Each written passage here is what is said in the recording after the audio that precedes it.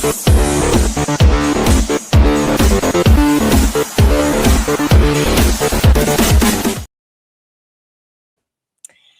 evening, everyone. Welcome to the round 2 team selection show. I hope you're all doing super well. Oh, I've just noticed that haven't put up the flag. It was looking a bit bare. I was thinking, why does that look strange? Anyway, I digress.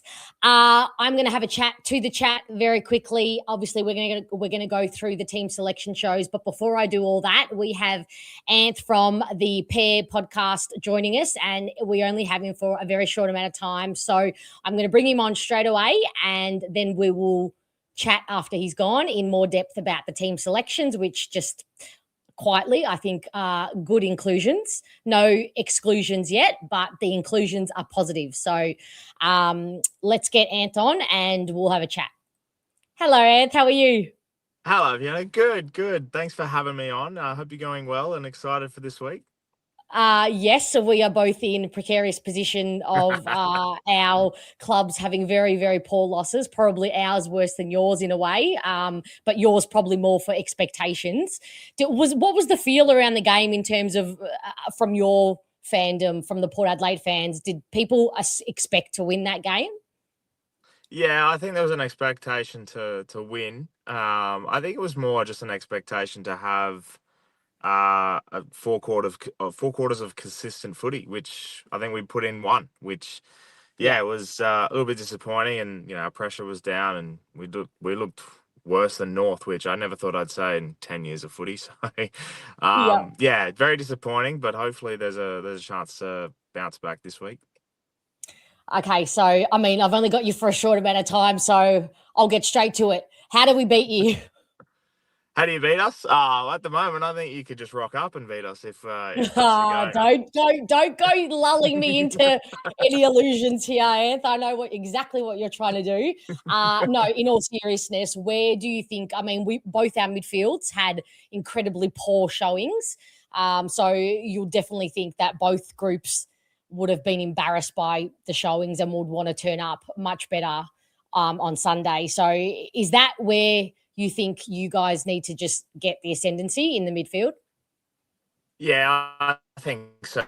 And I think probably the one thing that we've got to look at is probably our inside 50 usage. And it's been something that's been hit and miss for a number of years now, even dating back into the Ken Hinkley era. So I think it's definitely our usage of the footy and our ability to keep it inside 50. And that's where, our pre-season game against West Coast was literally the perfect game of footy we could play with our pressure and being up forward. And I think the one thing that does concern me, and it's going to concern me for a little while, is this new defensive plan that Josh Carr has implemented. And I think anyone on their day can really dominate. And I am a little bit nervous about the likes of Peter Wright and Nate Caddy to sort of dominate. And we've had tall forwards in the past, no matter what team, kick a few. So it does make me nervous. But I do think the way that being back at the Adelaide Oval is always a different story as well. So I think that's the basis. If we can get our hands on the footy, we're gonna run strong.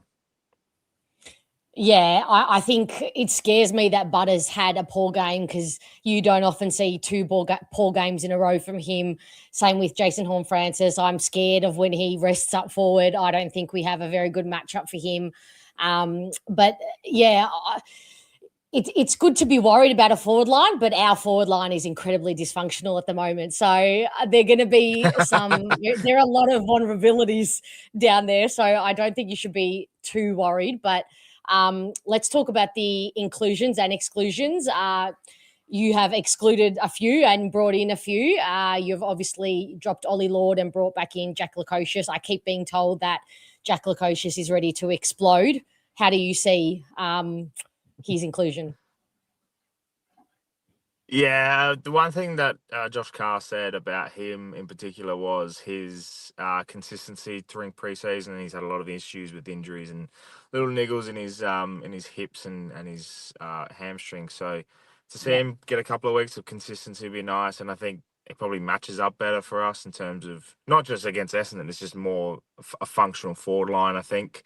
And Ollie Lord is a very, you talk about dysfunctional forwards. He's a very dysfunctional full forward. So I do like that. I do like the fact that we've brought in Jordan Sweet as well. I think I'm not sure if we're going to go 2 rucks. I just tweeted this before. Okay. There's Lockie Jones being out, Yep. which Jackson Mead will come in for. I think that's a straight swap. Yep. Obviously Lord for Lukosius. And yeah, I'm not Yep. sure if we go Sweet for Vizentini or if we're going to go 2 rucks, which I don't mind, but it would be an interesting tactic. And it's a good day of footy. There's perfect weather, so it could be very much a surprise selection, but I would expect a Sweet for Vizentini swap, and that would be ours. And I've seen yours, and Isaac Kako coming in straight away goes, well, he's going to kick 4 and 30 and dominate, because that's just the pessimism in me. Yeah, I mean, I think we're both on the same wavelengths. We think that we are too crap to beat you, and you think you're too crap to beat us. But you definitely have the advantage in this situation, being a home game. You're obviously a little bit more experienced. Well, I don't actually know where you fall on the rating. Like, where are you guys sit in terms of your youth and where you fall in that ladder? We were obviously the second youngest experienced and team to West Coast by only 4 months last week. So where do you guys actually sit in that ladder? I think we're in and around similar. I think with the fact that we have Ollie Wines out drops our average by a couple of years. So I think where we were less experienced, and I didn't know this, but we were less experienced than North Melbourne last week, which is baffling to me. So I think we're in and around similar marks. So we have a very young list and one that's still learning. So I think, yeah, I think it's exciting that we come up against an Essendon outfit that's very similar in the fact that it's probably a sort of a standard we can look at and go, all right, this is where we're at for the rest of the year. Let's see if we can improve. Yeah, in terms of the ruck situation, you could, like, Josh Carr may have seen what Hawthorn did against us with their 2 rucks and how they exposed and just outrun and overworked. I mean, Lockie Blackiston and 2 meter Peter. So do you think that there's I know you said you think that it's just a direct swap for Vizentini, but I think there's something in that he may have seen how the 2 rucks went up against us last week in Hawthorn game. Yeah, I there could be very much a possibility. And I wonder if that is the case. And it's definitely a great point, which I didn't think about until now. So thank you for pointing that out. Who would do the pinch hitting in the ruck if it was just Jordan Sweet?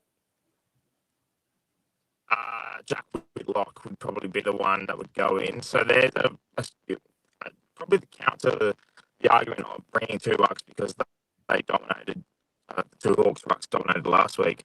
Maybe there is an opportunity to say, all right, Whitlock, here's your experience, come up against 2 ruckmen that are also pretty similar in terms of stature and maybe have some learning. Oh, your reception's kind of just dropping in and out. I'm so sad. Oh, maybe, yeah, move the phone to another direction. I think you said, we'll see how we go. I think you said Jack Whitlock will do the pinch rucking and take some of the ruck duties if it is just Jordan Sweep on his own. I didn't quite get what the last bit was. Let's see if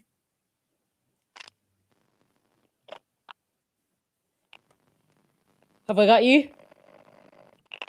I think we're cutting out. How's that? You do really sound, it's just the reception. You kind of sound robotic. TL, you're right. This is such a shame. We'll see how we go. Give it one more second. No go. I think we might have to leave it there, Anth. I'm so sorry. No, it's okay. It's not you. Anthony's off to play. He's off to footy training himself. So that's why we only have him for a short amount of time. But thank you so much for everything you brought in the 10 minutes that you were here. If you can hear me, I hope. But good luck. I shouldn't say good luck, should I? But thank you for being here, and the chat on the chat's behalf. Thank you. And we'll talk afterwards. Okay. Dead and buried. Well, that's not a good start, is it? Anyway, chat, how are you? Look, I might drop let's drop the link in the chat for anybody who feels like coming on and having a chat with me about The changes. All right, let's have a look. So we've got Isaac Kako, Sardar Hooley, and Jade Grisham. Look, can we all agree that they are good inclusions and there's a lot of speed there, there's a lot of mobility, and the outs are going to be interesting. Can somebody please confirm for me, if a player is listed on the field on the AFL app, does that mean they can't be dropped? Because I was under the impression that has happened before. I am certain that they can be still an out come tomorrow when the final team drops. So can somebody please confirm that for me?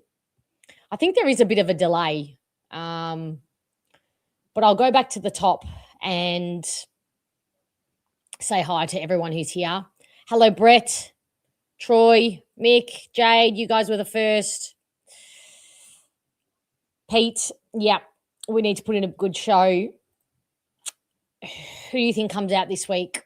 Is it who I want or who I hope comes out for? I hope all three of these inclusions come in, and I would bring out May, Perkins, and Pryor. But let me see if somebody's answered that question.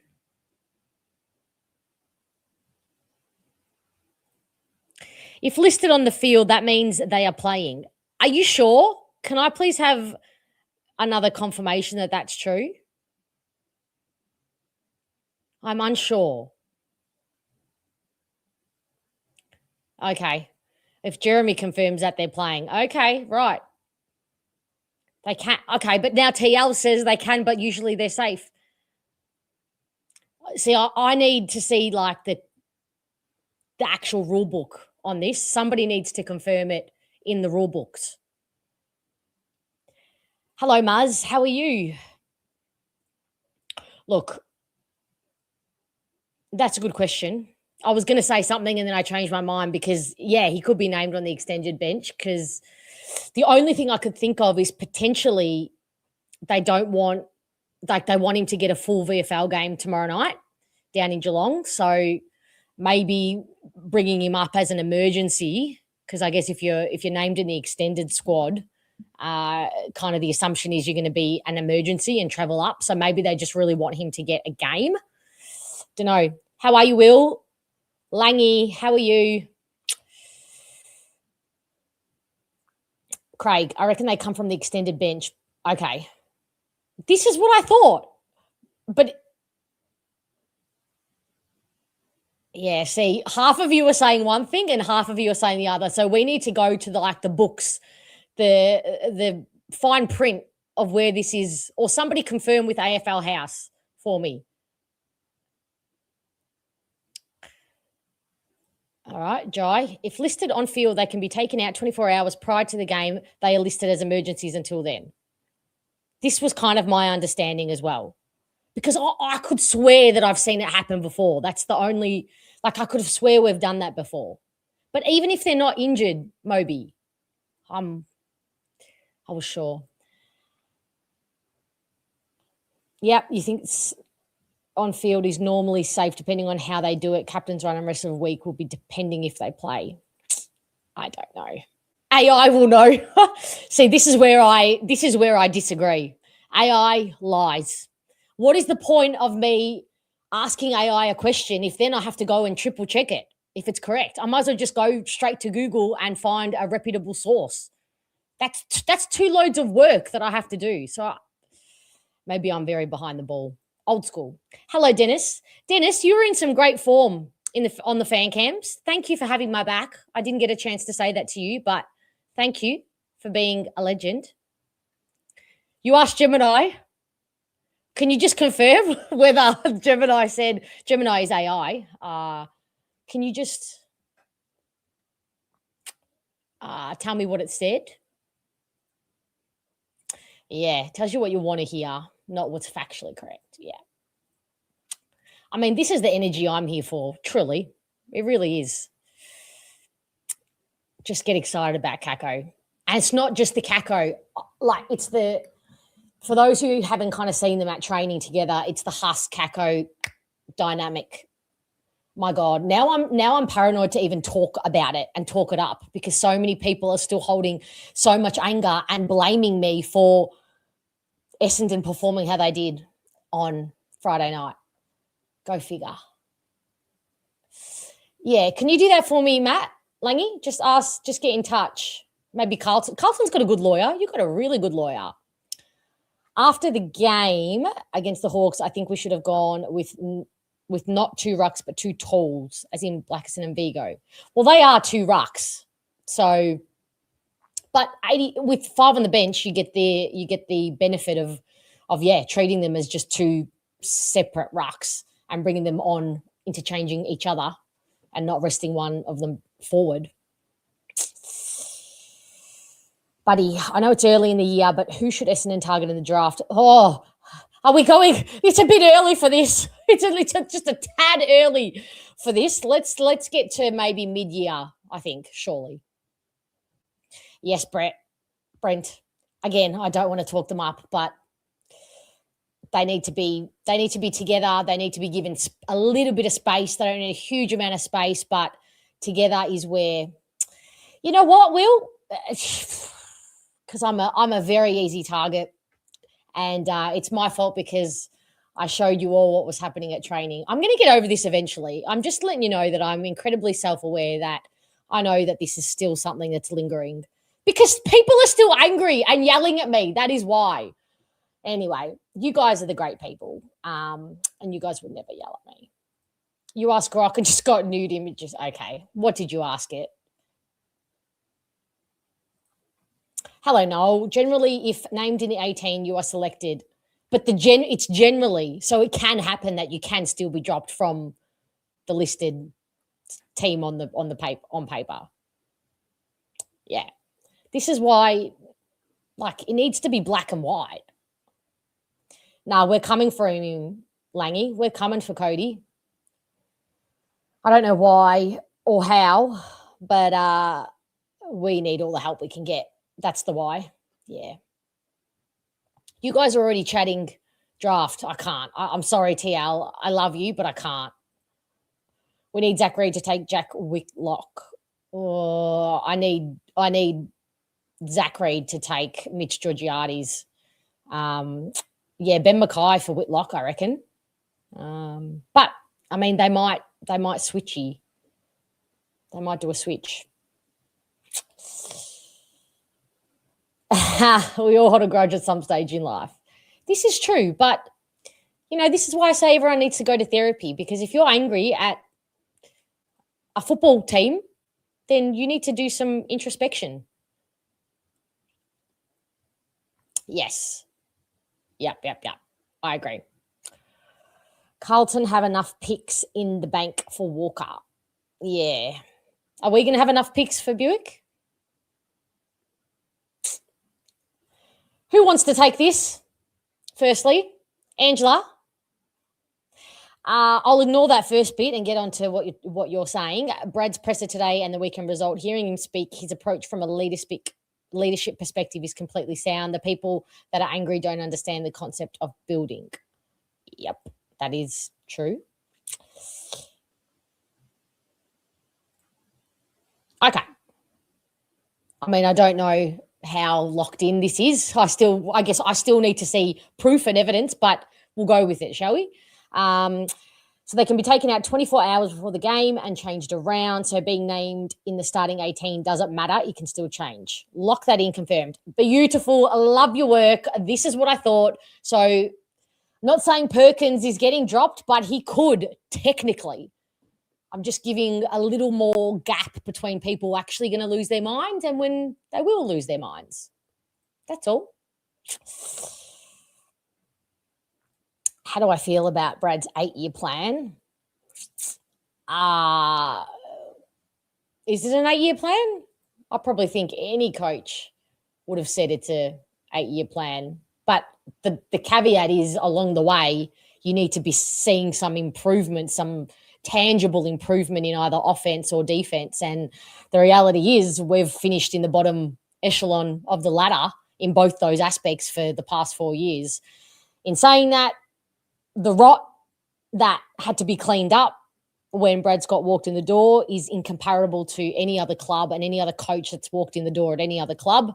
They've had a clean sweep Essendon has not had that. That's what I'll say. But again, like I've been harping on, nobody actually knows. And you know what I've been thinking about a lot is that famous Jim Carrey quote where he says, I wish that every single person at one point in their life could become a millionaire just so they can see and appreciate that it is not the answer. That lives rent-free in my head. Whenever there's like a hugely like visceral emotional response to something and the answer is, oh, if we had so-and-so coach, it would be better. Oh, if we had so-and-so facilities, we would be better. It's the concept of the grass is not always greener on the other side. I don't know if we don't know. I don't know. I'm just saying that it's not necessarily always the answer. But don't yell at me because I don't know myself. Hello, Haz. What was the deal with the time on ground with Roberts, Caldwell and Parrish last week, especially in the second half? This I still have no confirmation or I am none the wiser about. I will admit I have an assumption. I think they were trying to rotate the mids to keep them fresh enough to two-way run and have, legs and have be fit enough to be able to run out the game defensively. I think that was the theory.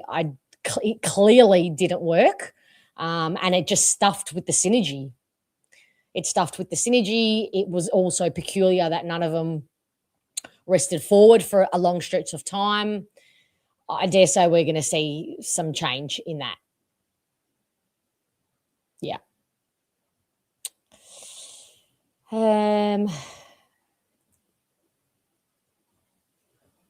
Yeah, look, she's kind of fragile, so anything right now. Oh, God. You're right, Vicky. Yes, you pointed that out. He held him goalless when he was moved on to him up at the Adelaide Oval. Actually, somebody fact check for me. When was the last time we won against Port up there? I know we beat them at Marvel last year, but when's the last time we beat them up at Adelaide Oval? I'm a bit worried about the crowd. Well, you'll be happy to hear. This is from my track watchers. I wasn't there today, but I'm told that he did train. It was a very slowish training session today, but he did line up there on the wing. So let's pray that is where he stays. Thank you, Langy. Appreciate you having my back here, as always. Parrish playing midfield means Brad Scott loses his job after the mid-season bye. You might have to elaborate on that one for me, Cobber.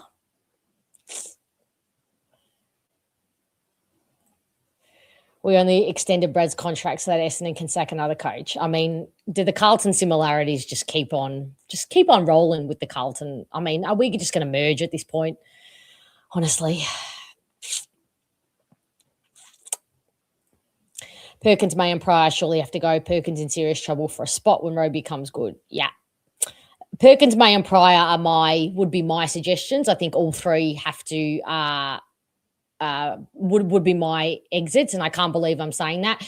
Look, I wouldn't lose my mind if Perkins stayed in. I wouldn't lose my mind like most people. I don't know. I'd be happy to see what he's got for another week. I was probably more disappointed in Langford, to be quite honest, if I'm comparing the two. I think he probably tried to create quite a bit, and I was talking to a friend about this earlier. He did try and create something, but yeah, defensively we know he's not going to be highly accountable. But that's probably just how I see it.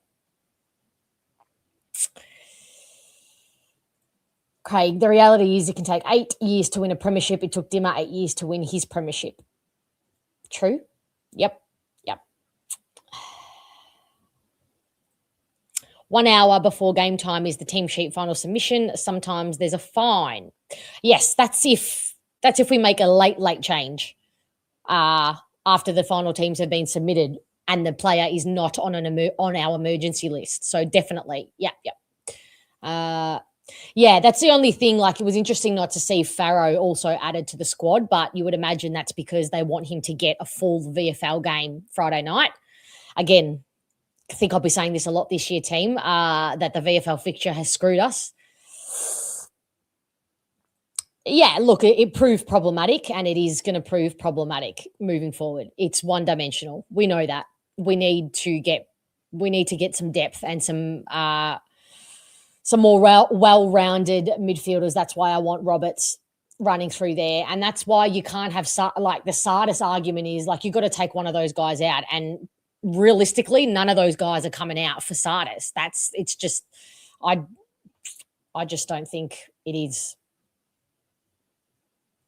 Don't even joke about this, because honestly, there could be a time, chat and everybody, that something happens or a decision gets made that completely breaks me and I just don't turn up to a live show, and you'll know that I have been completely broken. I reckon this would be close to being up there.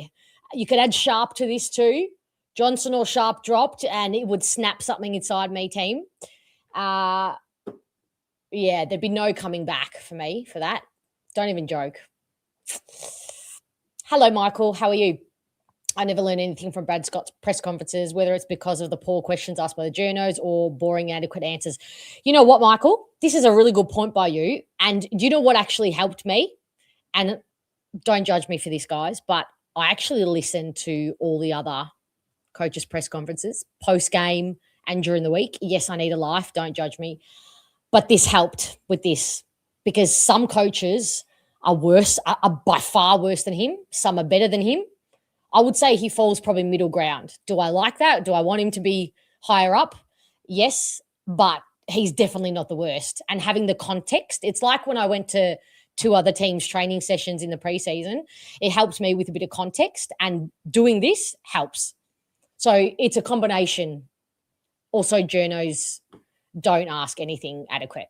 That is, all the ones that attend, even the ones who are highly credentialed, who you sometimes can recognize the voice of. I think that was the most boring, unimaginative question. But anyway. Woof. Okay. 2018. Thank you, team. 2018, the last time we won at the Adelaide Oval against Port Adelaide. That is a long fucking time. Wow. That is, I mean, we're not strangers to long stretches, are we? Oh, man. Oh, here we go. We've got the score. Essendon 111, Port 83. Oh, okay. All right. So we scored quite well. Interesting. Yeah, I mean, if you kind of haven't worked on it, I'd be pretty disappointed. I'm just going to leave it at that. I didn't see it with my eyes, but I dare say, yes, Galley, the CAC. Yeah. All right. Let's have a chat to, look who it is. It's the Windy Hill Windsock.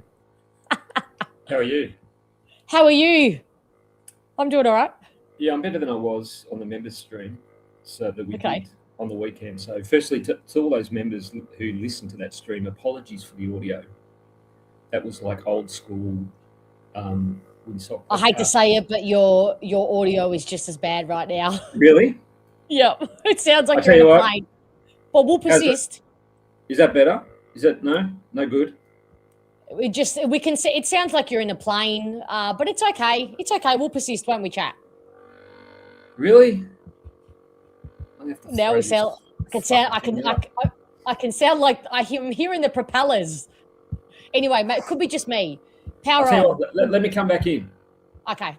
Give me 5. Give me 5. All right. Here we go. Let's go back to the chat. Chat is good. Is on tonight. I'm loving the energy in the chat. And you know what? It's been a tough week, but at the end of the day, you have to remember this is what we have. At the end of the day, we have each other. You either stay in the internal toxic rot of the anger and the pain, and you live there and you feel miserable, or you realize that you have a community here at Bomber Banter to vent in a healthy way and to just chat and to move on to next week, because it's not round 24 or round 23 or whatever. We don't finish the season like this, although we did last year and could very well do it again. But it is round 2. We get a chance. There's a chance we won't respond, but there's a chance we do. So whilst there is hope, we live for the future. Nah. I wouldn't help a single fucking thing, and I'm not yelling at. I'm not cursing at you. I'm cursing in general. Wouldn't help a single problem, right? B, one clearly was more ahead in terms of their preseason training than the other.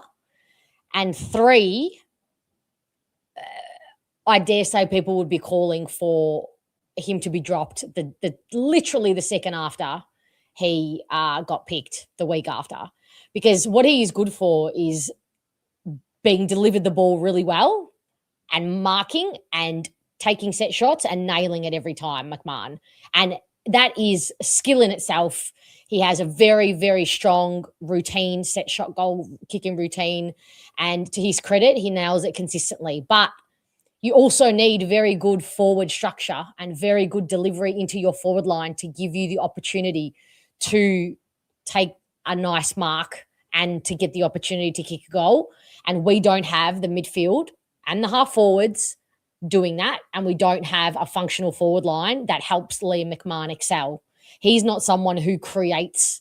He kind of is there and somebody creates and he's on the end of the creation, if that made any sense. Let's try Windy Hill Winsock again. All right, so you got the piano in the background. Oh, yeah, I just went into my main bedroom. Look at that. We have some perfect sound now. The Eastern Wing. Okay. Yeah, apologies. I didn't realize you were living so lavishly. This is just the Eastern wing of Winsock Towers. It's normally the guest house. So, yes. Right. So I guess it hasn't been as hard to get over Friday night when you're in a pad like that. Well, I've got to admit, and I said this on the members stream as well, I didn't remember a lot about Friday night. Jez and I, Jez from the Windy Hill Winsock podcast, may have hit the bar about halftime. This is so funny, Richard, because it's true. Maybe you all live together. Is that? Yeah, it's like a frat house in an American college movie. But yeah, I don't remember much about Friday night. Okay. What I do remember, concentrate. Stop looking at the chat. Sorry, they're on fire tonight. The chat is very good tonight. I kind of don't want to log off. The chat is always on good. Fire. Yeah. Anyway, I might have been a little bit inebriated Friday, and it was all a bit hazy. But this is what I do remember through the beer goggles. I remember Hawthorn had about 30 players. We had about 15. Yep. And those 15 were about 50. So I'm not surprised to see the ins because it looks like, surprise, surprise, we've gone with some legs. Yep. We have gone with some legs. And if you ever thought the irrationality had reached a ceiling of Essendon supporters, the way that Jade Gresham is being talked up today and since Friday, it's like he's Nick Watson. It's like have Nick Watson. All of a sudden, we have Nick Watson sitting on the bench in our VFL, and now we're bringing, and everyone's excited because Jade Gresham is in. Memories are very short here. But if he doesn't have 30 possessions and kick 3 goals, it'll be your fault. Yeah, of course. I must admit, far be it from me to have a go at anyone for having a bit of a vitriolic tantrum on 10, minimum 10. Far be it from me to criticise anybody for being vitriolic. I may have done it once or twice in the past. But if you honestly thought Essendon were going to be good and they were going to beat Hawthorn, and because of people who reported on training videos and what they'd said, that's on you, little bro. I'm sorry, that's on you. Well said. Did you forget who our list is? Now, that's not to say it was an appalling performance. It really was appalling, and I don't think we'll we can have too many more like that, if at all. But yeah, come on, it's just because you're reporting on who's injured and who's not, and you know, and what drills they did, and which people are interested in. I'm interested in. You can't forget the list is pretty shit and needs to be turned over. Yeah, look, Will, I agree. I completely agree. And the rational, wonderful community that most of you here right now completely are on this mind frame, and no one is denying that. And, you know, if you compare it like to this time last year when we played them, I think it was 26-point loss to 60-plus point loss. It's concerning. It is absolutely concerning, and I completely agree. I thought we would absolutely be rougher than them. But it's just hard to think. It's just hard to believe that I don't know, like I can't conceptualize the fact that they weren't ready for the game, because they were. They so were in the lead up, in the build up. Like that's the part that people are probably thinking I'm lying about, or that maybe others who have insinuated that are lying about. But that was, yeah, it was obvious, and we just saw the complete opposite. It looked like it did appear that they weren't ready, but they were ready. That's the concerning part for me, I think. But you can't become fast if you're slow, for example. Like, how do you? This is true. Not when you're in your late 20s. So that midfield group you mentioned, look, let's just be honest. This is the fruits of Dodoro. If Dodoro had his way, we would have had 20 to 30 players on the list who are all about 6'1", relatively thick set, and couldn't run that fast, because that's the prototype he went for. And I guess he had a theory in mind, but his theory didn't work. So until we get and some of those guys are good players. You know, it's not that Parrish is a bad player. I think he's going to play some excellent football this year if he stays fit. But it was just too one-paced, too samey, and it's the youth that are going to turn it around. Yeah, I completely agree. And even then, like, remember, who are these babies? Who are these babies role models at the club? Who has experienced success to impart a winning culture, a winning mindset onto them? So that part still worries me, and it's worrying. An extension of that is, you know, I guess attracting players from very successful teams who want to come and be kind of mentors to these young kids. I guess, I don't know. Yes, Maverick, they did listen to you. Bring Sard with legs. Yeah, let's see if he plays through the defence and using transition, which he missed. I think he'll play on the wing and, yeah, probably interchanging with maybe Kondo back there. Is the Gresham contract up at the end of the year? I believe so. Anybody can confirm this? I hope so. Mr. Hex, you have the fan cams? Yeah, it's been a week. Thank you for alerting me to that. I shall fix that. It is obviously not the 19th, but it will be. What is the date going to be on Sunday? 20, is it 22nd? It's at the marquee time of 3:15 on Sunday. Yeah. Yeah, I agree. Yeah. Frustrating part was calling a game, seeing red, and playing with no aggression. So what do you think? Let's talk about the game. What are you anticipating? Are you anticipating a huge response? Are you anticipating another bad loss? I mean, we're not playing Hawthorn, so that's a nice change. Yep. So that will help. And they'd have to respond. Yeah. Thanks, Troisky, and thank God for that. So assuming they're going to respond, and with some personnel tweaks, let's see. Can we win? I don't know. My faith has been rocked by last week. But I know, so fine. But, you know, we saw thrashings the week, but has a trigger. I might have a trigger myself.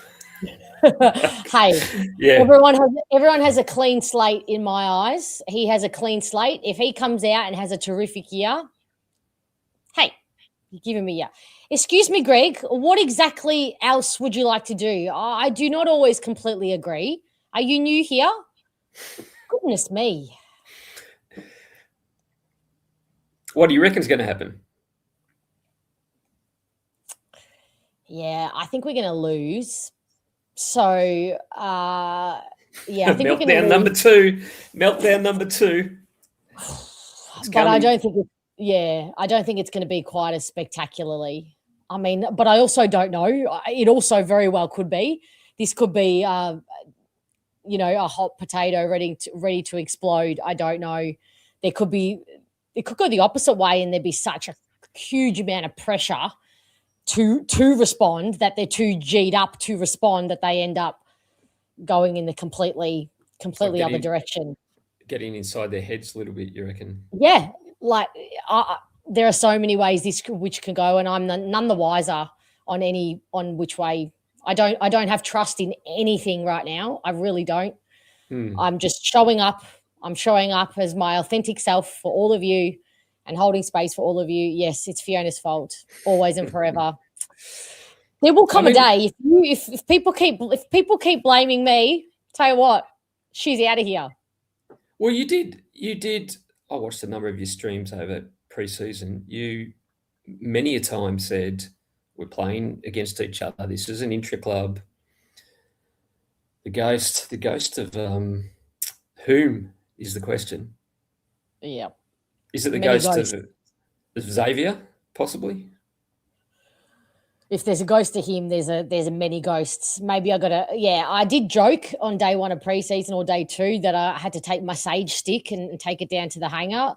I don't know. I still reckon there's a little bit in that. But can I ask you, we've got a relatively healthy list, don't we? I mean,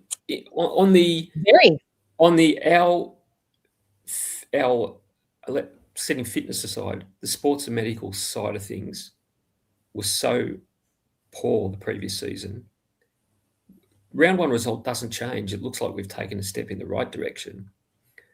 I guess my question, I just wonder whether because of injuries, because now I'm purely in the realm of speculation, but Innes, in trying to focus so much on recovery and getting people back to, to prevent recurrence of injuries and scar tissue and all this sort of stuff, I just wonder whether could our fitness be slightly off because the focus was on injury recovery and building foundations for no injuries? Is that possible?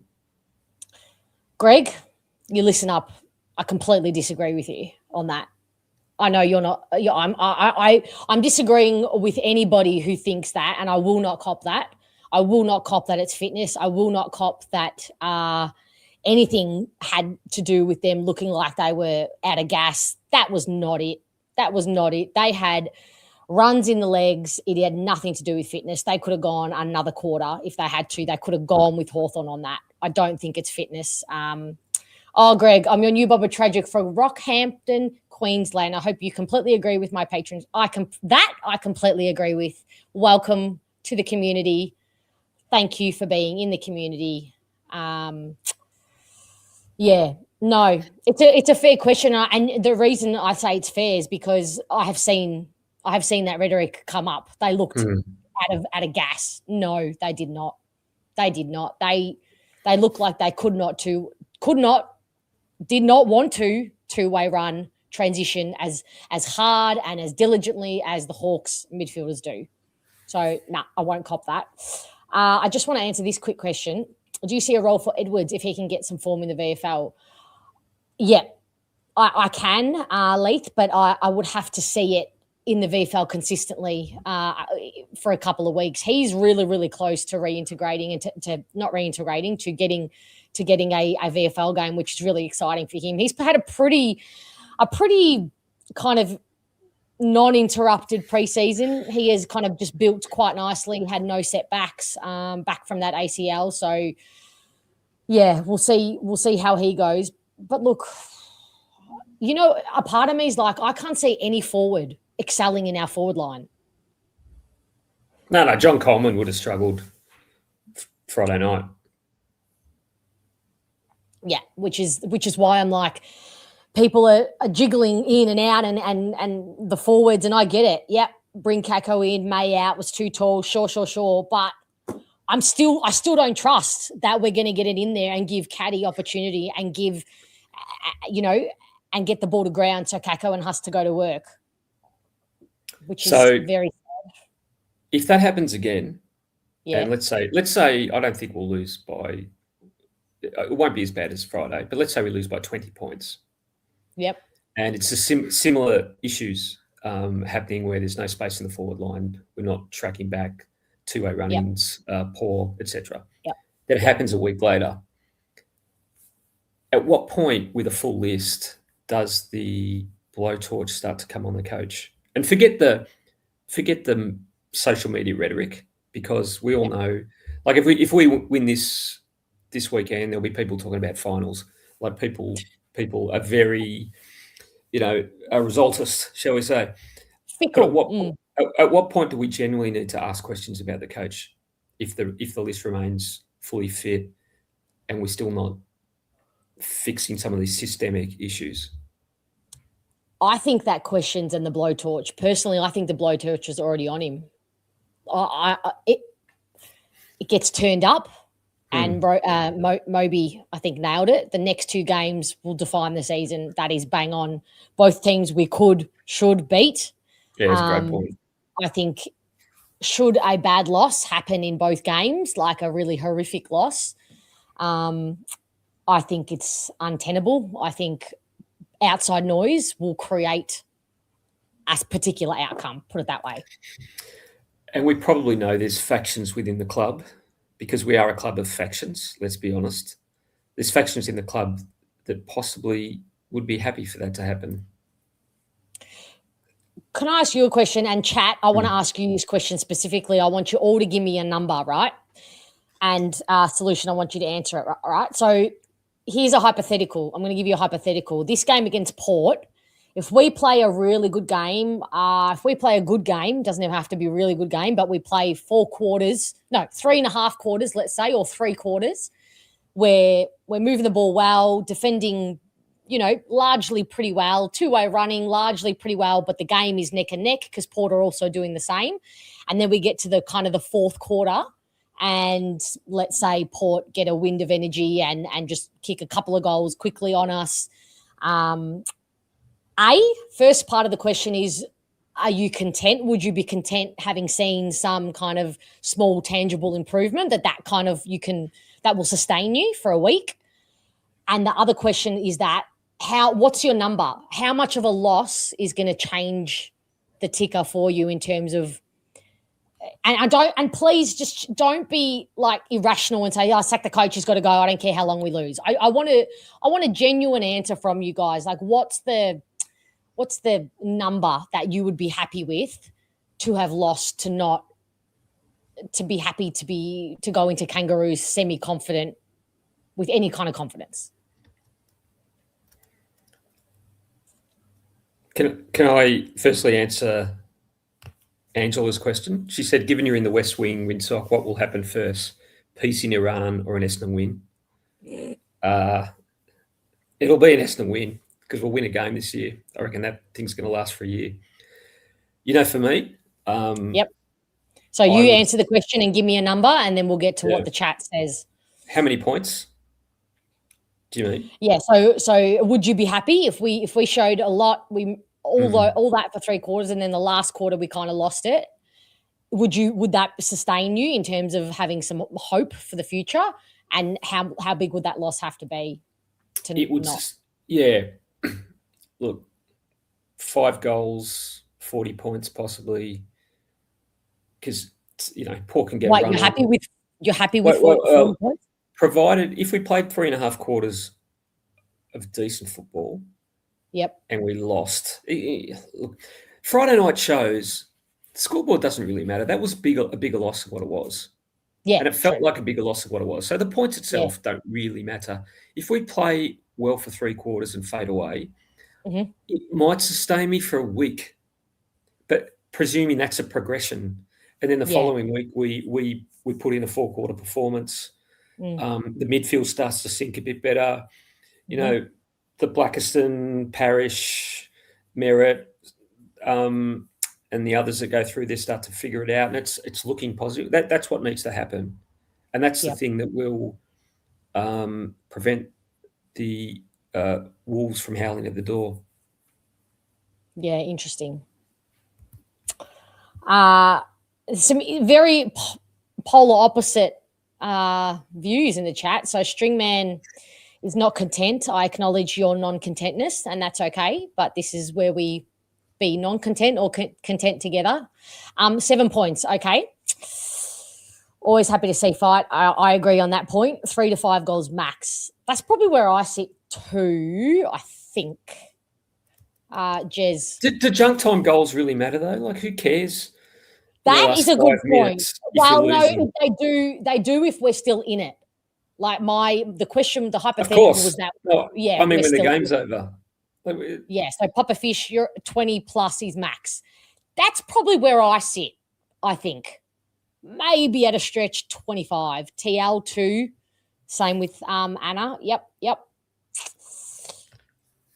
Will 40 points or less, but at least a suspension or suspension, as in we as in one of our players gets suspension for yeah, I'm with you. Elbows. Headbutt. That's just what we need. Can we not have players suspended? We already drop through injury. We don't need to drop through that. So I think consensus is the honourable loss line looks like it's about 20 points. Richard is under 20 points too. Look, I'm glad someone thinks so. If you're being genuine and not, we don't need to win. Okay, we don't need to win. We need to demonstrate sustained on-field improvement. Well said. Very well said. Stephen is going below 30. Yep. Fitzy, along with 2 goals. Yeah. Okay, fair enough. So I think. Yeah, am I getting the impression that so long as we see a good more than a quarter and a half, we showed about a quarter and a half of good footy against the Hawks, not good defense, good offense. Let's put it that way. I don't think we showed good defense in much of that game. Maybe on a few occasions. Maybe I'm being harsh.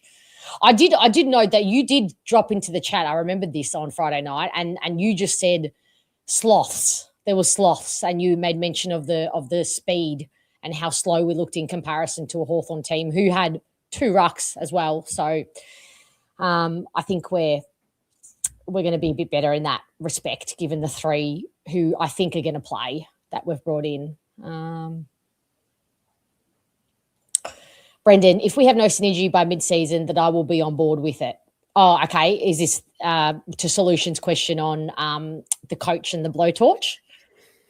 I think it's just coincidence that we play Port and Kangaroos, who are going to be around us on the ladder. Although watching Kangaroos, I still think Kangaroos, as good as they looked, I still think they have a drop. Same with Melbourne. They're going to be on the end of a bad loss. Don't get deluded and seduced too much by round 1, I don't think. Oh, Langy coming with the good questions. Would you be disappointed if you win but still play poor? I'm feeling like this is coming from your Carlton, very, very Carlton lens, Langy. Were you happy with a very, very poor showing, but the win? I would be. Anybody else? Would you? Solution? I'll take fucking 4 points, to be honest. This could be self-flagellation, though, because I'll just take a bit of the peace. Although if we play very poor, maybe there won't be much peace from a win. Yeah, okay, gotcha, Will. Yeah, no suspensions, but yeah. That's why I love it. All right, Will, you spoil sport. Okay. God, Solution was on board. Solution was on board with that, the violence, but I wasn't. But that's why I loved Ben Mackay and Archer May. They showed aggression when our players were getting pushed around and bullied. And even when things are going to shit, you've got to look for little moments. Hello, Brad. If we get jumped at the start of the last straw, my confidence will be determined by how the players fight back. Yep. If we roll over in the last term and go down by 25, I'll be unhappy. Yeah, now that you put it that way, oh, God. That's true. That will go down to leadership, on-field leadership, because at that point of the game, if we go down and the momentum has swung so heavily, believe it or not, I know you think a coach has almighty power and he's God, but Sam Mitchell doesn't even have, and he has said it as a player himself, that it is a lot down to your on-field leaders in those moments. There is only so much a coach can do in terms of swinging the magnets around in those moments. So our on-field leadership is going to be tested. Hello, Big Bones, Big T-Bone, Big Bones, Big T-Bone. Sorry, I wasn't accusing you. You may have a big bone. No shade if you have big bones at all. 3/4 would be a pass mark on last week, obviously, and if it came to that and we lost by under 5 goals, I'd be somewhat content. I probably agree with this. At this incremental improvement, we might edge a win by, say, round 7. Oh, God. I mean, it's better than 13 in a row, but if I have to wait for 7 weeks to get a freaking a win on these fan cams, even though by round 7, people aren't even going to be happy with a win. Yeah. See, the problem is last year we had draft picks to look forward to. So you need hope in whatever venture you're involved with. And last year we had Project Draft Pick. We wanted some good early picks, and we wanted to, we've loved what we've seen with previous drafts post Dodo. Now we don't have that hope because of Tasmania. It's going to be so compromised. We'll be lucky to get Buick by all reports. So, God knows, we'll probably finish last and end up with pick 27. That's what we're kind of faced with this year. So we need to see on-field improvement with current players. And development, in the young players particularly. Big time. We're on a 14-game losing streak. Any win is good. Yeah, good point. Great point. Really? Yep. 13 to finish to finish 2025, and 1 that we just had makes 14. Sugar hit. Yeah, I forgot about the sugar hit element, Richard. Definitely. But there'll be some trolls and some Scrooges who still say, no, be miserable and sit in your misery and make home in your misery, because that is just what they do, right? But I won't let you. I won't let you sit in the misery. Don't worry. We'll be, between me and Herbatron, we will just be here being self-aware and saying it how it is, but choosing not to let it kind of destroy our happiness. How good was Herbatron's effort this week as well? It was magnificent. And it's art. Yep. If you're watching Herb, you know how highly Atush and I think of you. Well, yeah, the solution is a very big fan too. Your video was sensational. Genuinely, it's cathartic. It was genuinely cathartic. Oh my God, Moby. 17 is the record. As in, it's our record or the record in the AFL. Oh, no, it'd be our record, surely. Our record, okay. 17 in a row. No, we didn't lose 17 in a row. When was the top-up year? All of those years have just kind of meshed into one. They are no longer years. Give us more, Moby. Explain. Yeah, go forth and explain.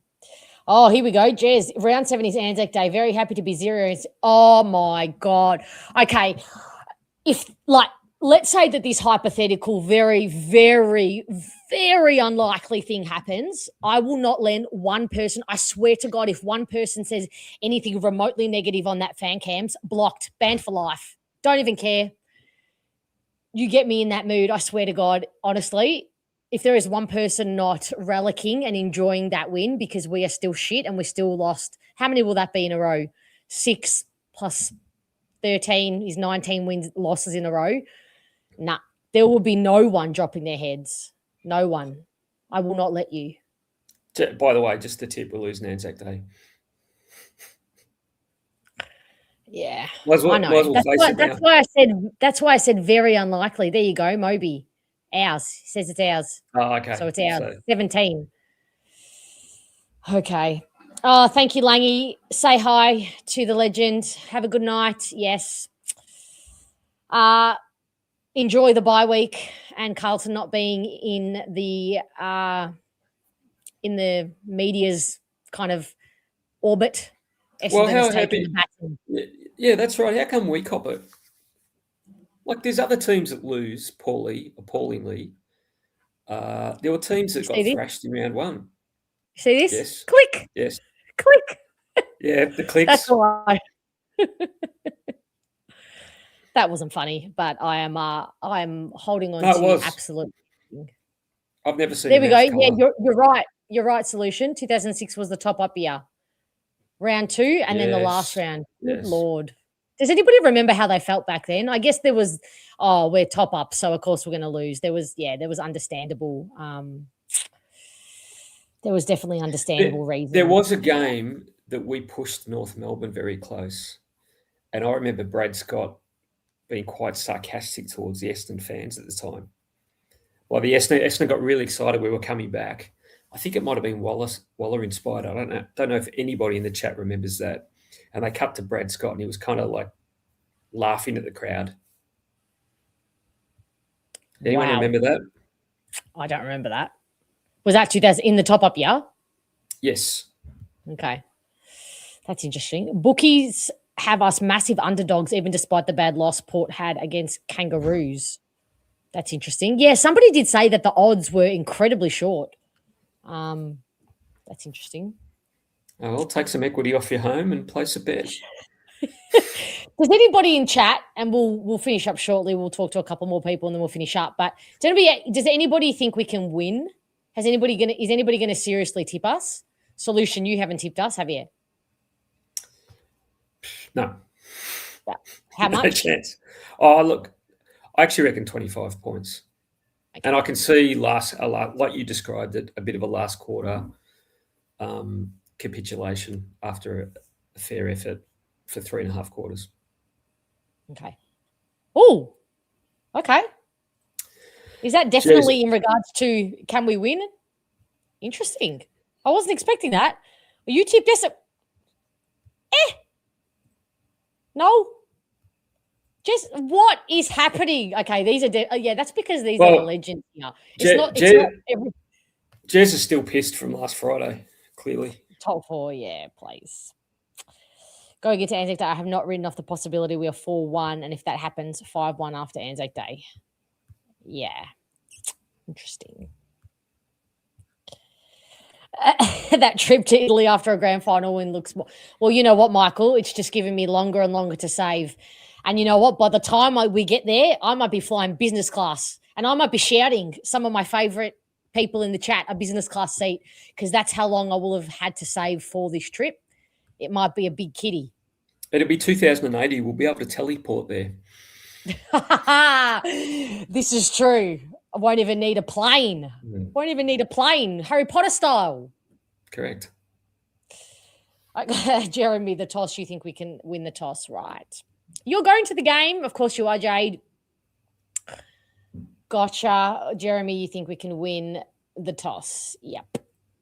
Brendan, you think we'll lose, but you're okay given where we're at? Yep. The only win I'm confident about this year is against the bye. Yeah. Yep. We'll probably lose to the bye. Yeah. All right, Solution. I'm going to move on and talk to a couple more people. Thank you so much for gracing us with your presence. No problems, people. Have a good night. Sunday. Might see you Sunday. Ciao. Catcha. Hello, Dennis.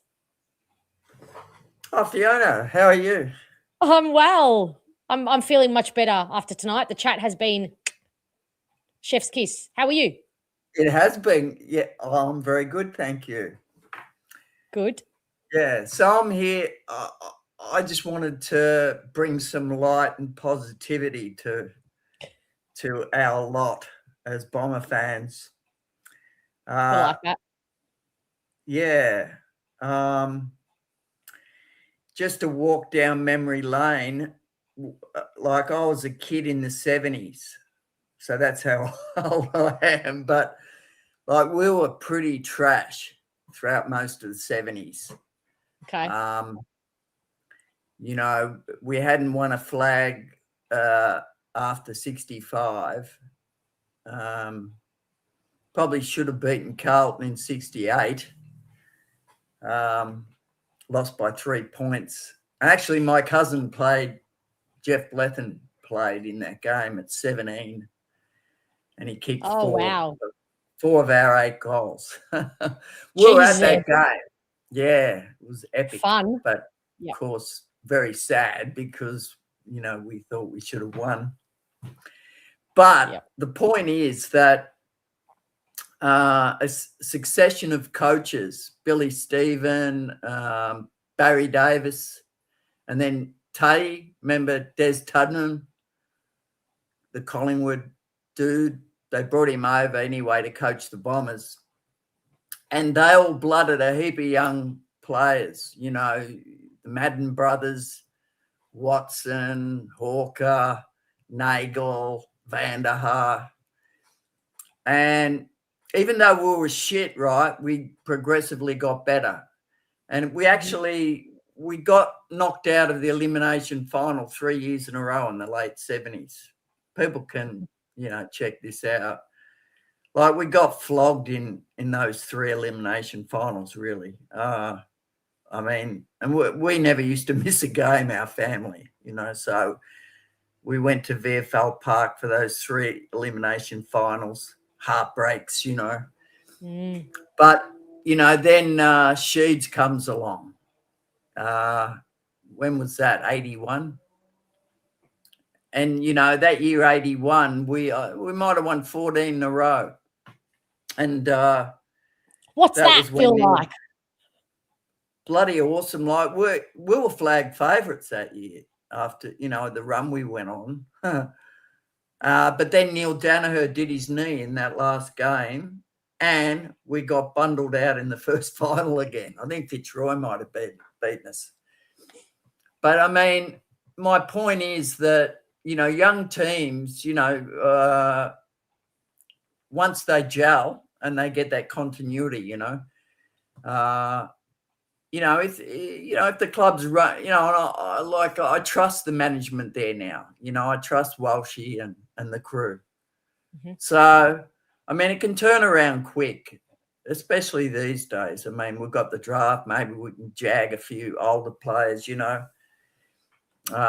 It's funny you say this, Dennis, because, when it all clicked for Richmond, it was just like, I remember it was just like one day I woke up and they were good. And I know we've had a lot of false dawns over the last 20 years and a lot of what if one day it'll click. But that doesn't change the reality that one day you just wake up and you click and the synergy happens, and that doesn't change that reality. I'm not saying that that's what's going to happen. Nobody knows, but it does happen like that very quickly. Look, I don't, remember when Mercedes Mercury and Oliver Shaw and players like that, right? Sheeds got that group in the early 90s, and then they went bang in 93. It can happen really quick. And I think, my message to to all, everyone in the chat and that is just keep your chin up. Don't listen to the flogs like Rewalt and that. Media, right? Because it can change overnight, and they'll be, like they're the ones that, they'll have egg on their faces. So, keep the positivity, because like it's such an insult for Jack Rewalt to say that. Essendon is a foundational, we, up until recently, we're the biggest club in Australia. Collingwood have surpassed us, but really we're the second most followed club in the competition, even though despite the years of, the barren years. So, like my thing is it's never as bad as it looks, and it can turn on a dime. And also these more established clubs can tumble out of it quick. You know how I see it. You know how I see it, Dennis, in terms of the top 4, the argument that we're not a big 4 club. What is the measure? Jack Rewalt must have the book of how you measure a top 4, how a big 4 club is measured. He must have that book. because I've never seen that book. He is measuring it. There are like three to four pillars on how you measure what a Big Four club is. Yeah. The one pillar that we're in the negative on is on-field performance. And granted, that's what fans rate the highest. And of course, I do too. That's what's most important to fans. But the other pillars that actually encapsulate what a Big Four club is the heartbeat of the club, which is the fans. Yeah. We are the most resilient in the league. There is no doubt about it. I know other clubs will try and claim it, Carlton and other, Richmond, St Kilda. No, it is not a race. We are winning that race. We are the most resilient in the league. So the heartbeat pillar is high. If that's a bit too fluffy for you, I'll say that we were the fourth most highest attended games. We're responsible for the fourth most highest attended games last year. When we have been shit for 20 years, we're still getting 50,000 plus 2 games. That is the heartbeat of the club. That is still strong no matter what. Even though people say, oh, I'm going to drop off, I've lost love of the game, we still turn up, we still watch, we still support. Then another pillar is money. The money is also, we are a very wealthy, rich club with very wealthy investors and sponsors. That is another pillar of how you measure a Big Four club. So I just think the argument shits me every time it's brought up, because a Big Four club is not measured on just on-field success. That is one measuring yard, but it is not the entirety of the conversation. Rant over. Popularity, history, legacy. I think, look, honestly, I think these dudes, it's become kind of the norm to bag Essendon since the peptides thing, because it was such a free-for-all back then.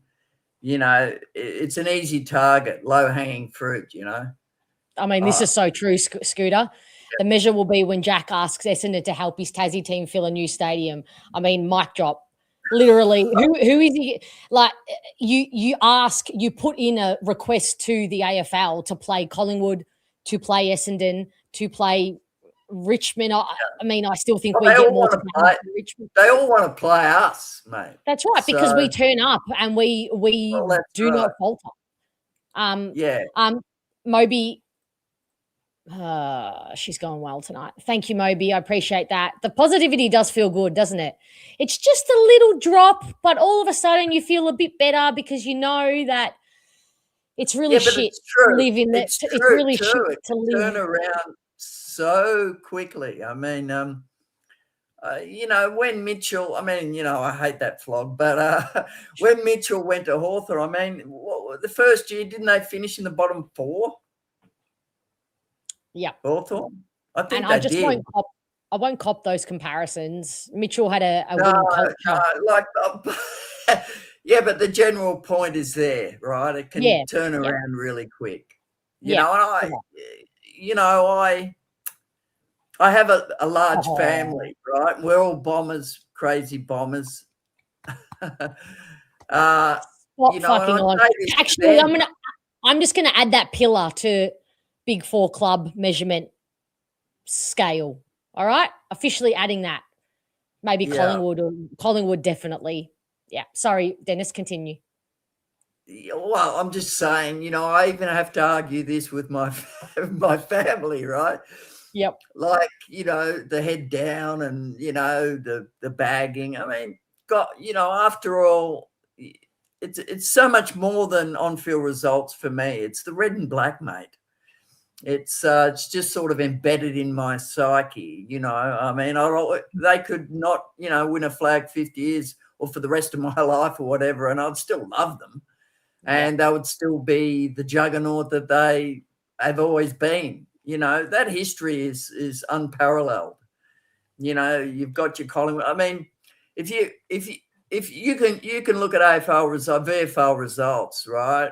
Just check out how often Essendon was in contention, how few times we've won the wooden spoon or got the wooden spoon. I think we're probably the club that's bottomed out least ever.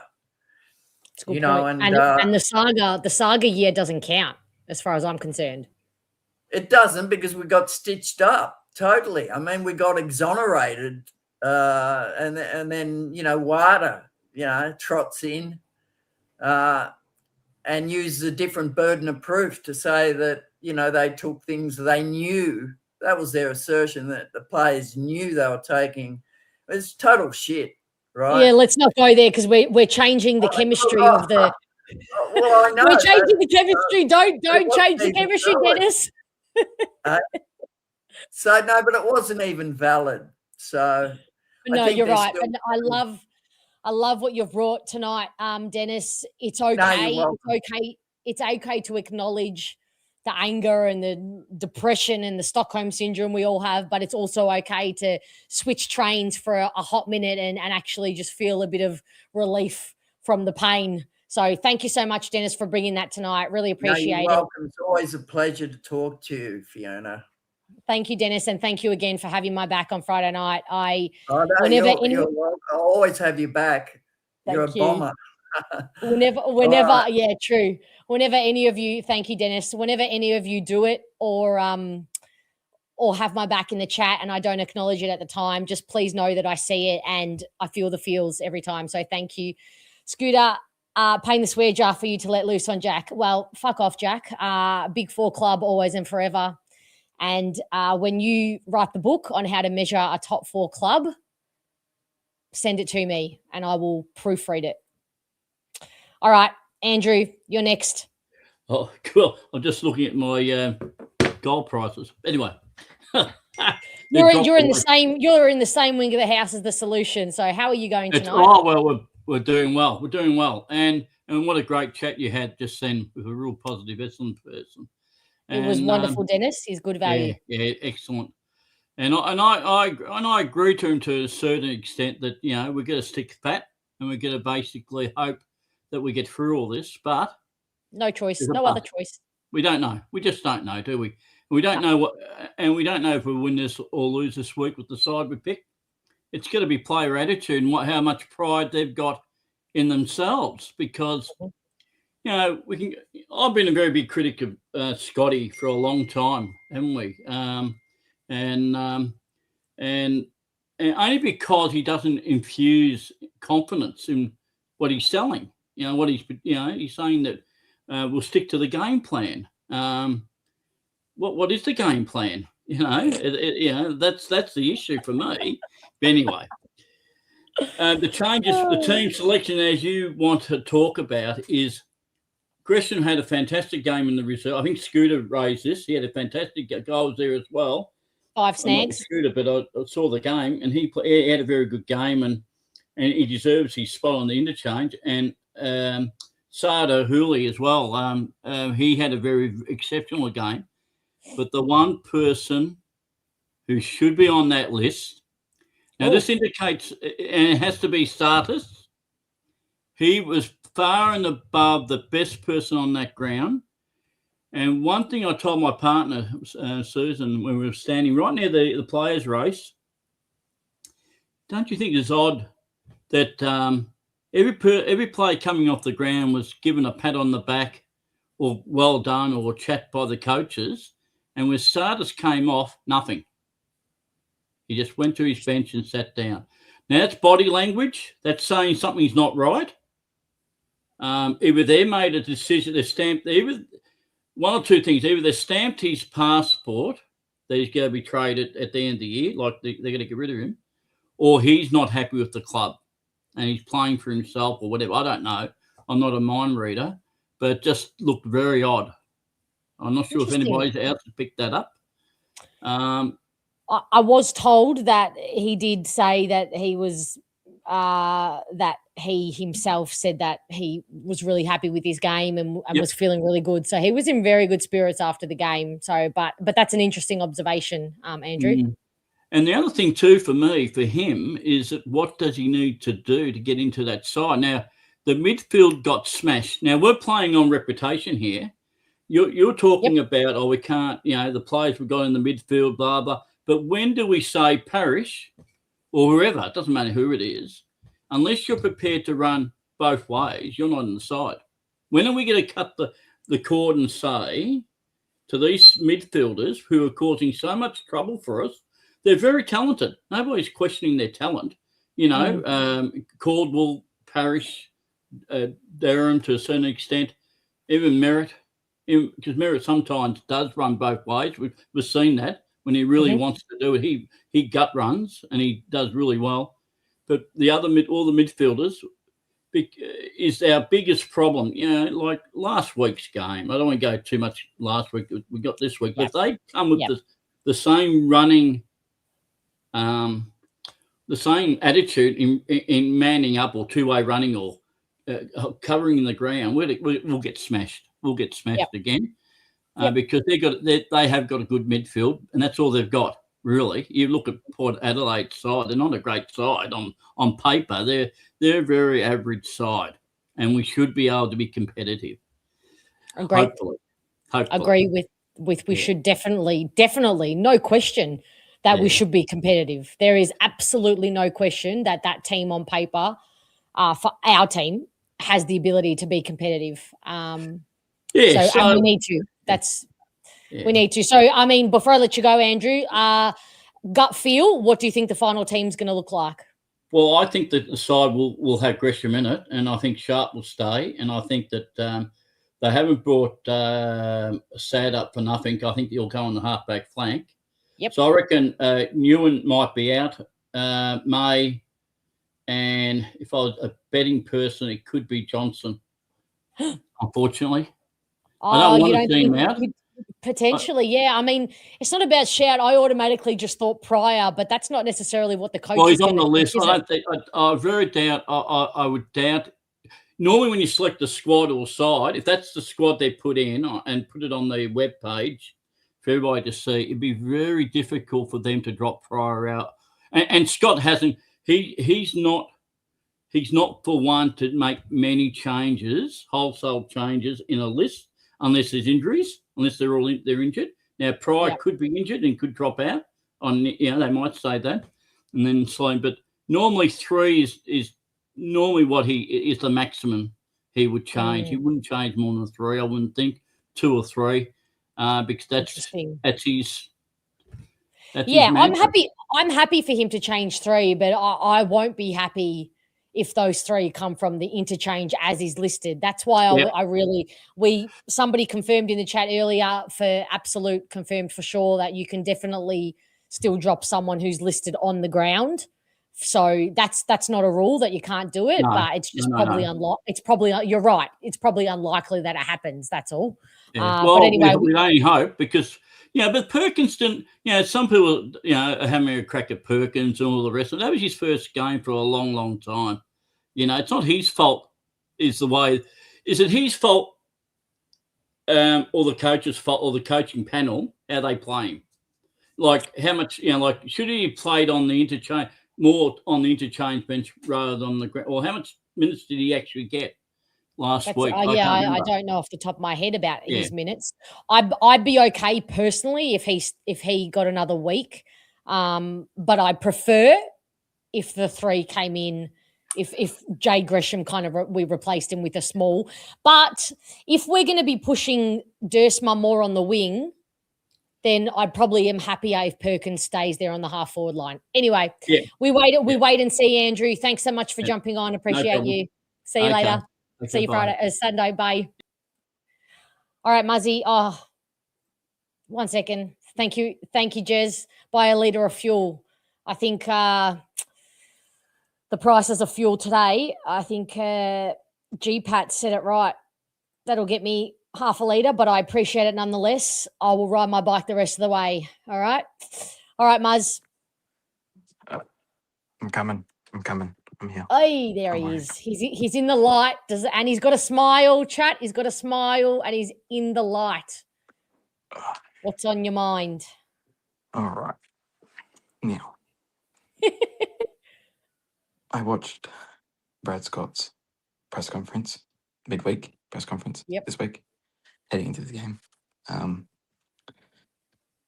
He has a very smart words of choosing, which some people can say, okay, we might actually win this week. I don't believe one bit he said. I don't believe one word he said in that whole press conference. I don't believe Okay. it. Last week we rocked up to a top 4 side against Hawthorn. We got obliterated, as we all saw. Mhm. And this week going in, he said we're going to have some few changes. What are those changes? We bring in a Kako and aggression. Most likely. We drop maybe one debutant. I don't think that'll be Sharp. It may be Huss Alachka. You can't. I'm not going to lie to you. He may get dropped. You as it stands right can't. now.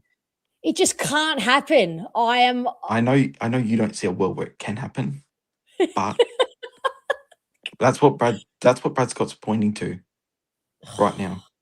Go watch his press Geez, conference. that might be the straw. You know, the straw that I referred to an hour ago, chat, that would break me to no return. That could be the straw. I just do not see it happening. I want everyone to go watch his press conference, and I want you to tell me if you believe one word he says. He says everything that went into last week, that's what they've been training for. They didn't live up to the hype of it, though. I I don't can't. believe it. I really don't believe it.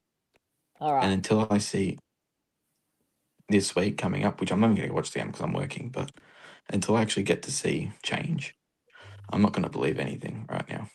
I know it's early in the season. I've been a bit of a stank about it, but it's true. It's fair. We've been hyped up all pre-season of saying we've got 3 of the top 25 picks in the draft of last year's draft. Dyson Sharp. We also forgot Condigiatis and Sullivan Roby. Roby hasn't played a game. I'm not criticising on him, but we lived up to all this hype. We got the top 3 draft. We got top 3 of 25 draft picks, and well, there's nothing there. We showed up against our arch rivals, looking like a VFL side. And I'm going to be critics because they're AFL players. They're professional athletes, and well, they couldn't stop transition. And Brad Scott saying they've been working on stopping transition all of preseason. No, they haven't. Because if they had, they would have stopped Hawthorn. True or false? I mean, it's hard to argue. It's hard to argue. But there is a world where you can practice something and still be shit at it. Like, I'm trying to think of an example in my own life. There will be examples. Like, I am shocking with geography, right? I get lost in my own neighborhood. I have to use the GPS in my own neighborhood sometimes. Like, I'm shocking.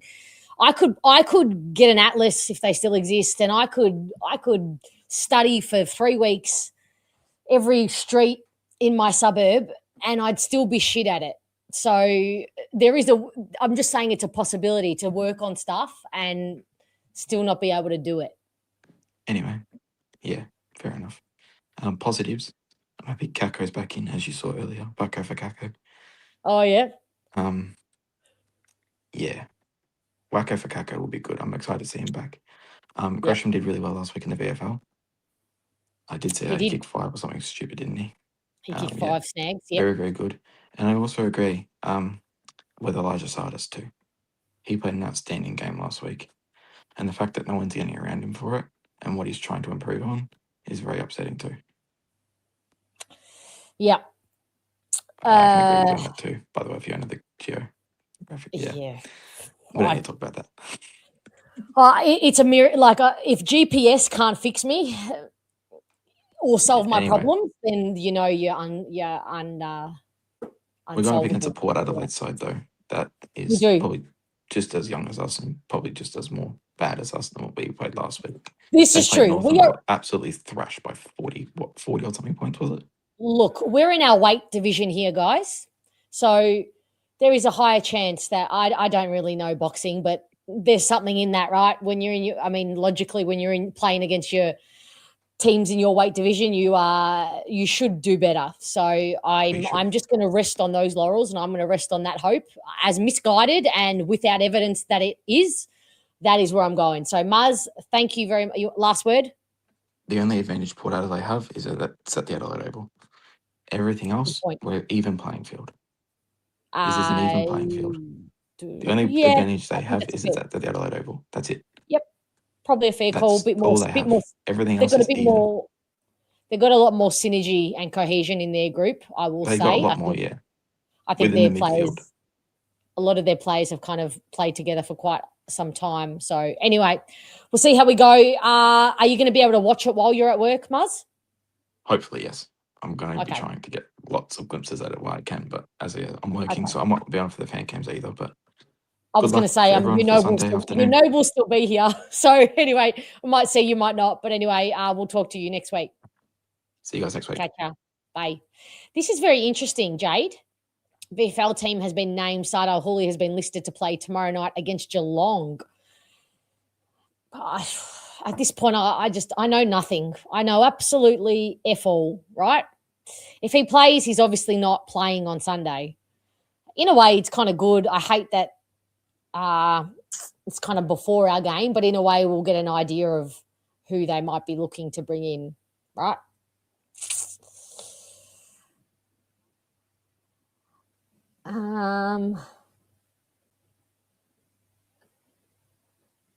Just checking the chat.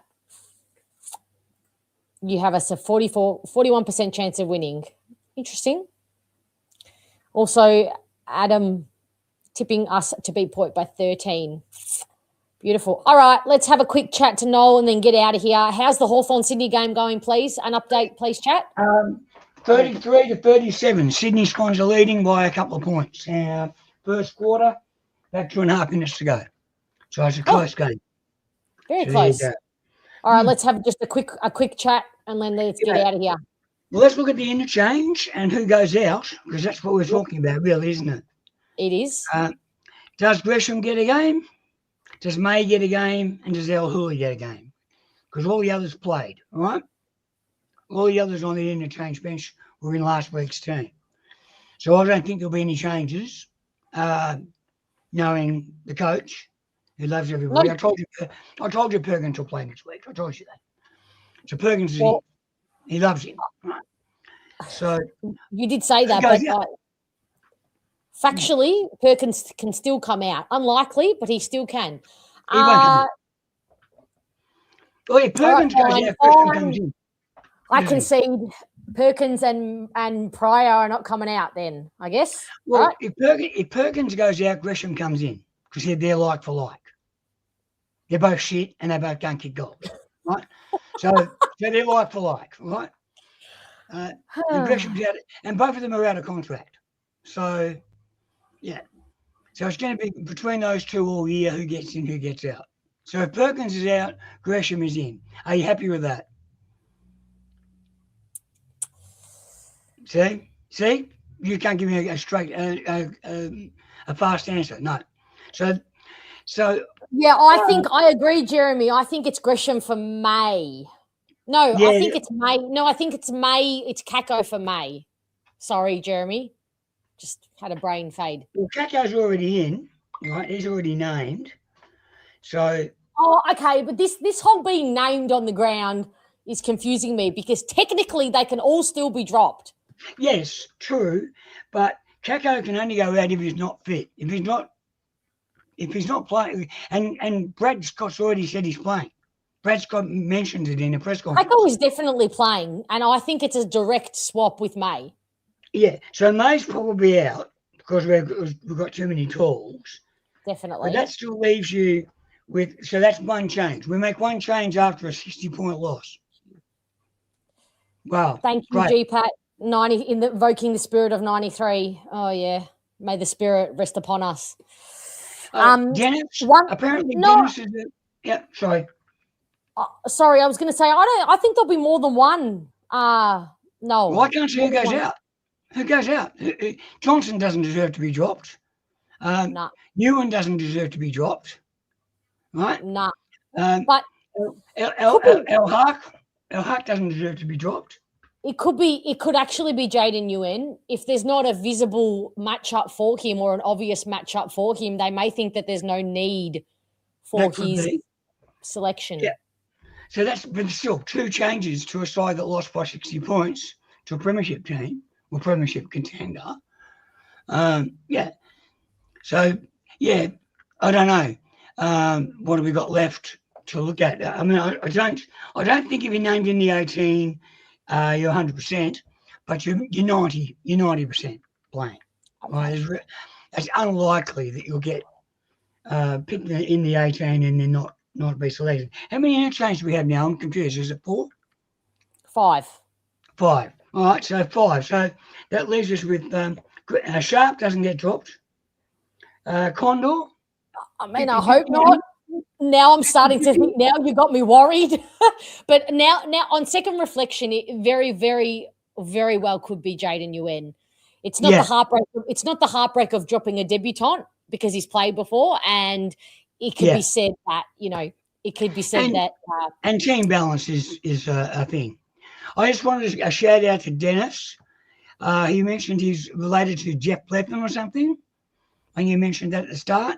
Jeff Bletham was the reason I became an Essendon supporter. So good on you, Dennis.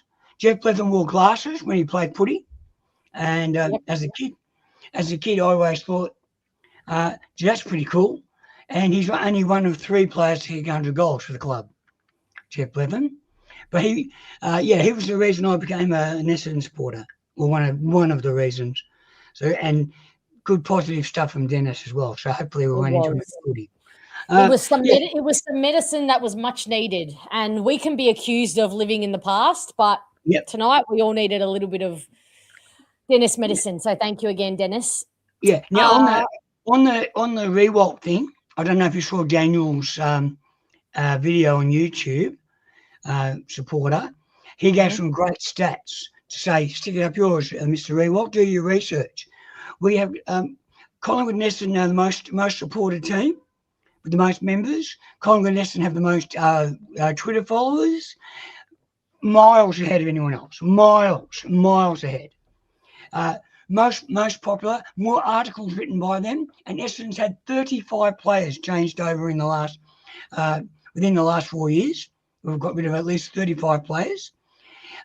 Richmond took 30 years. They finally won a couple of premierships for 30 years. They were in the doldrums. Carlton hasn't won a flag in yonks, hasn't played in the final since a premiership since 95. So we've at least been in a couple of premierships since then. We've at least done a couple in the 90s. So, yeah, Mr. Rewalt. But, yeah, check Daniel's video out. It was really good. And Herbie was a great one too. Herberton. Yes. Great video. Loved it. But hang on. Will, please confirm this. I don't do Supercoach. Is Supercoach like the final? Do we read into Supercoach named emergencies now? Because that might be another straw. Okay, I'm figuring out I've got many straws that if they're snapped, this channel may be being cancelled by myself. I will not survive Sharp being dropped, but I mean, I guess it is a high potential. No, I can't see that. I can't see that happening. He should have been playing midfield anyway. But I think Sardos will be playing another club. He's just obviously they don't like him. There's something they don't like about him. Oh, okay. All right. So we're just all right. So I can take a break. Ignore. Okay. Thank you. Yeah. Thanks, guys. Appreciate that. Yeah, Will, please don't do this to me. Don't make it worse for us, guys. You know? I mean, but also Will, there is a chance. We don't know. There is a chance. Nobody knows until Sunday and the final team walk out, right? Yeah. Well, we'll get a bit of an idea tomorrow night in the VFL if some of these players or any of these players play in the VFL. If Sardo Hooley plays, well, that would be silly because you still need emergencies to fly up with the team. He could play in the VFL and technically fly up with the team still and be a long, long chance. Players have done that before. Unlikely chance to play, but anyway, we'll see. That's been done before. Quarter time, the Swans are 38 and the Hawks are 33. So a tight game in the first quarter between the Hawks and the Swans. The Swans without their best player was a pretty good effort. The Hawks will probably lose because I tipped them. Let's go, Swans. A good time to finish this up. Let's all go watch the last 3 quarters. And I guess we will win. We're going to win this week because we haven't won in Adelaide since Jesus was a baby. So we're going to get out there and win it this week. All right. We've got 2 wins, 2 interstate wins coming up, and we always beat Melbourne in Adelaide. So there's a possibility of 3 wins because we've got West Coast and we've got Melbourne interstate. Okay. So We only win in the States, so we can't see it here. You know. Look, That's if the way I look at it. universe cares about my mental health at all, it will give us the win, won't it? Yeah, let's hope so. All right, Noel. Well, thanks, See Fiona. you Thanks, Sunday. everybody. Thank you, Dennis. Keep punching, be positive. All right, catch ya. Well, this was a surprisingly enjoyable. No, I won't say that because that sounds bad. This is always enjoyable. I love you guys, you know that. But given the week it's been and the hysteria, which hasn't surprisingly just the volume and the temperature hasn't turned down, that's probably got me off guard a little bit too. So this has been a pleasantly enjoyable stream as well. So thank you so much. If you haven't obviously subscribed and hit the like button on your way out, I would love for you to do that. I will be here. Fan cams, I will fix that date, everybody. And the fan cams, what time have I got it started? To 5:45, I think I started it. So yay to know 3 a.m. bedtimes. But we'll be here commiserating or celebrating. And yes, if we win, we will be celebrating. I think that's pretty much everything. I will be dropping the wonderful chat I had with Kane Baldwin, which was months in the making, and it was in the diary. It has been in the diary for months now, and looking forward to finally have gotten a chat with him and releasing it to you guys tomorrow. Members, you also have a separate video with some unseen chat, the unseen chat that I haven't included in the main chat for you. So thank you everybody for all the love, and I guess I will see you Sunday.